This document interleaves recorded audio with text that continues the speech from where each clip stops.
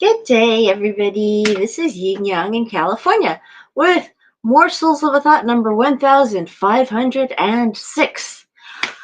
Ah, and we are reading Listen, Learn, Love. How to Dramatically Improve Your Relationships in 30 Days or Less. And it's by Susie Albert Miller. And hello, Susie Albert Miller. And hello to everybody who comes here. John Clark, his wife, AC Rosita, Tom Krebs, and I have to have my coffee before I remember everybody's name. Anyway, so we are on page 67 in chapter 4. Now, the foreword by Beth and Jeff McCord, they were Publishers Weekly best-selling authors of Becoming Us. And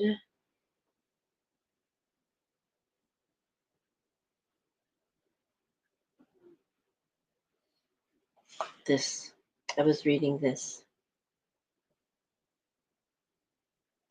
All right, so the Enneagram is a powerful resource for personal growth, emotional intelligence, and communication. In personal relationships where we want to know others deeply and connect in meaningful ways, it equips us with a common language and understanding of how the way we are wired impacts our choices, behaviors, communication styles, and even what we want in any given relationship. However, it is also valuable for professional relationships where team productivity and collaboration are essential. Understanding the way your colleagues are wired can build rapport, facilitate effective communication, and aid in reducing conflict and resolving conflict successfully. So she reads an example. She writes an example. Recently, I used the Enneagram to better understand communication and project management styles for a team of leaders I consult with. Their goal was to maximize the team members' unique gifts and talents during a product launch. Taking the time to identify each team member's Enneagram number gave them invaluable information for communication and delegation during the crunch time of a launch. Usually, during these seasons of high output and all hands on deck requirements, tensions rose and relationships suffered in the pressure cooker of performance. 1 second here. Let me see if I can get this so that it's like that. However, this time, team members were equipped to assign tasks according to how each team member was uniquely wired, as well as give grace for the way they reacted when they were at their wits' end. Kevin, project leader and an Enneagram 8, became very directive in the last stages of the project. In the past, his direct language was perceived as abrasive, but this time, with Enneagram type awareness, the team categorized Kevin's direct statements as the way he was wired, end quote, and driven by urgency for the good of the team and the project.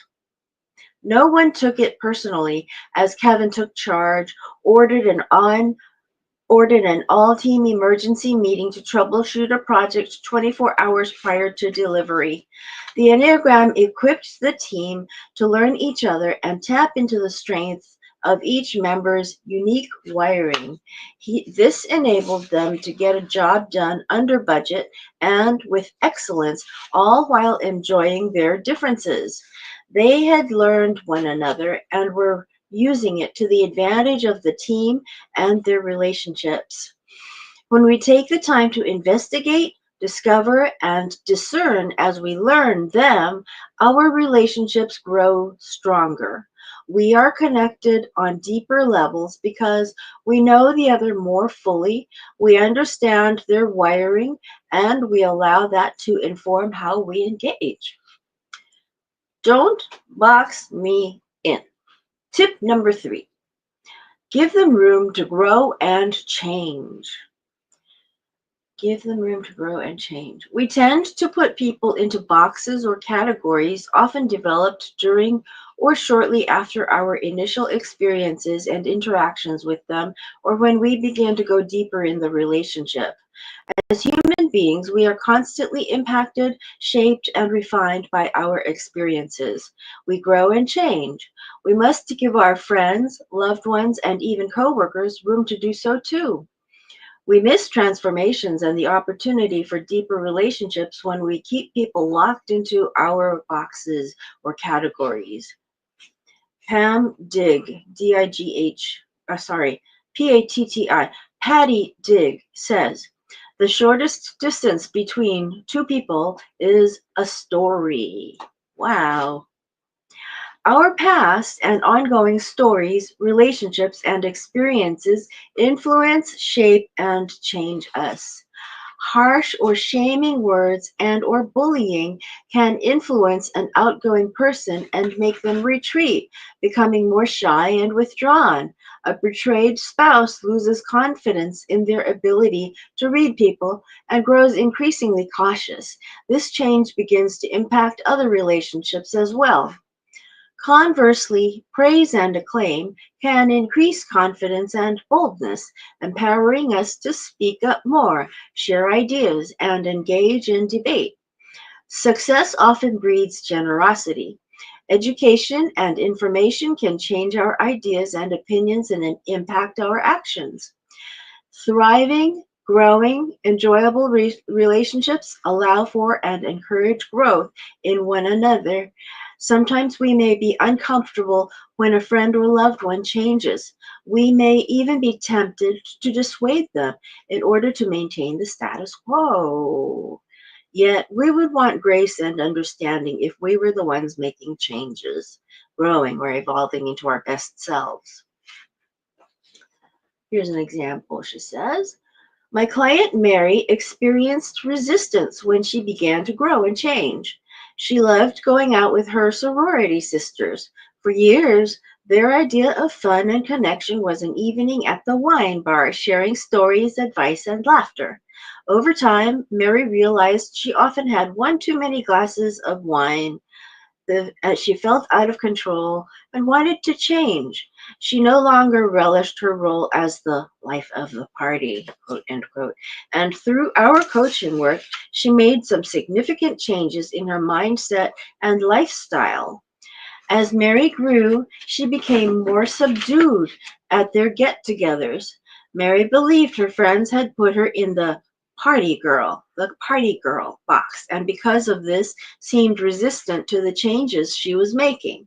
When she was more restrained or turned down another glass of wine, they asked her what was wrong. Finally, Mary decided to be vulnerable with them. She shared her journey and the changes she was making. Was this risky? Absolutely. Mary was uncertain her friends would accept her and continue to include her. And if they did, would they pressure her to be the party girl or would they encourage her growth and new choices? It takes courage to grow and change. When we are learning those we care about, we have to make space and allowances for this part of the journey too. We desire encouragement and acceptance from our friends and loved ones when we make positive changes in our lives. Who wants to be the same in our 40s as we were in our 20s, except for the collagen and energy? Time and experience bring maturity and wisdom, which refine us. Embracing and celebrating growth in others strengthens our relationships and deepens our connections. Imagine if, imagine you have a weight loss goal and significantly alter your eating habits. At the next family gathering, your well-meaning sister bakes your favorite cookies and presents them with the expectation that you eat some right now. Bummer, a lose-lose choice. Compromise your goal or disappoint your sister. But what if, knowing about your goal, she had researched recipes in line with your eating plan and baked a treat based on your favorite flavors? What if a colleague knew you were pursuing advanced certification for specific for a specific work issue, and when a new project arose, he assigned it to you without you having to request it. What if your spouse, knowing you get caught up in a project and totally lose track of time, decided that instead of getting frustrated with you, he would give you a 15-minute heads up and then a 5-minute warning before the stop now and get ready buzzer. Then he put a cute timer in your Christmas stocking. True story. Good morning, Tom Krebs, and happy Saturday. I have to be reminded that it's Saturday because today I have to do some community service for a parking ticket that I got. And my community service will be to go to the San Francisco SPCA to do laundry for the animals. Isn't that great? And I have to do it for 5 hours. So I have to remember it's Saturday, but today, when I go to the gym, it will be consecutive day number 43 of going to the gym, mostly swimming and sometimes working out, interestingly. So, Tom Krebs, thanks for the good luck you gave me about my swimming. Do you remember that was like a year ago? Oh boy, it took me a year and a half maybe to start to really do it every day or regularly even. So that's what's going on. Okay, so back to the book. Imagine your activity-oriented friend is coming to visit. She is always in motion with places to go, sights to see. Knowing this, you plan a jam-packed itinerary, but the day after she arrives, you feel lousy. Over morning coffee, she takes a good look at you, picks up your fun-filled, activity-packed itinerary, pulls out a pen, and starts scratching things off. She says, "This is awesome, and I really appreciate your efforts, but I am in the mood to be low-key and would love some time just to talk and hang out," not wanting to point out that you are dragging. Or she may just look at you, laugh, and say, "Are you kidding me? You look like death warmed over. Let's regroup and see how you feel as each day comes. But for now, how about a movie and some tea?" Would you feel seen, known, and cared for? Would you be glad if the people in your life took the time to learn you? And more importantly, how would your relationships improve if you learned the important people in your life and created opportunities for them to feel known and loved as well? As you go on learn them treasure hunts, be sure to write down what you discover and learn about the people in your life. Memory fades, ink lasts, and today a smartphone makes note-taking easy. Harvey Mackay is famous for his Rolodex and the way he learned his clients. He was a master at learn them. Harvey kept meticulous notes about his friends, colleagues, and clients, their families, birthdays, and preferences. He used this information to communicate his care and investment in the relationship. His intentional relationship building yielded both personal and professional success. Being able to connect with people and build quality relationships is an invaluable skill. Practicing learn them equal Practicing learn them entails using listen to help us pick up cues and hints about the likes, dislikes, and preferences of our loved ones, friends, and coworkers. You don't need 3 different pairs of glasses. Intentionality and curiosity are better tools. We can observe, ask questions, or we can observe, ask questions to provoke conversations, and go on treasure hunts to discover things below the surface. This information helps us personalize our expressions of care. To dramatically improve your relationships, surprise the people in your life by communicating in their love language, creatively using the information you gather in learning them to make them feel special, cared about, and known. They will love it. Practicing listen, learn, love. Number 1. Think about your relationship avatars and apply learn them. Using your CSI computer sleuth skills, consider what you know about them on a below the surface level. Their moods, their hopes, dreams, hurts, or disappointments. Think of two specific things you can do to learn them more deeply. Write them down. Plan how and when you will put learn them into action this week. Number two, pick another relationship, spouse, kids, friends, family, or coworker, and surprise them in a way that communicates that you learned them. Be creative and clever. Did any person or ideas come to mind while you read? Look at your notes. If you have a number of people, make a list and choose one to focus on each day this week, or choose one individual each week this month. Number three, make a list of your 5 most important and intimate relationships. Try to figure out their love languages, write them down, and use this information to improve your relationships. If you aren't sure about their love language, observe them or ask them. Number 4, grab your sticky notes and write a learn them tip you want to put into action. Make 2 or 3 more sticky notes of the same tip and put them in strategic places to see throughout your day. You know what's interesting is I used to put notes in my friend's house. I was living there. I rented a room from him.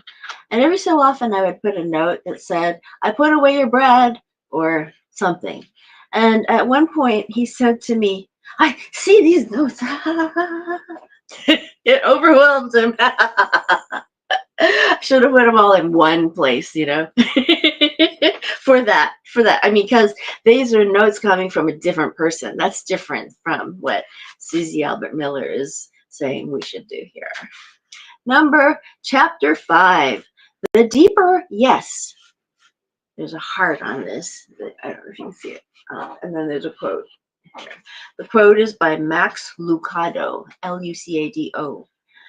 There is a time for risky love. There is a time for extravagant gestures. There is a time to pour out your affections on the one you love. And when the time comes, seize it. Don't miss it.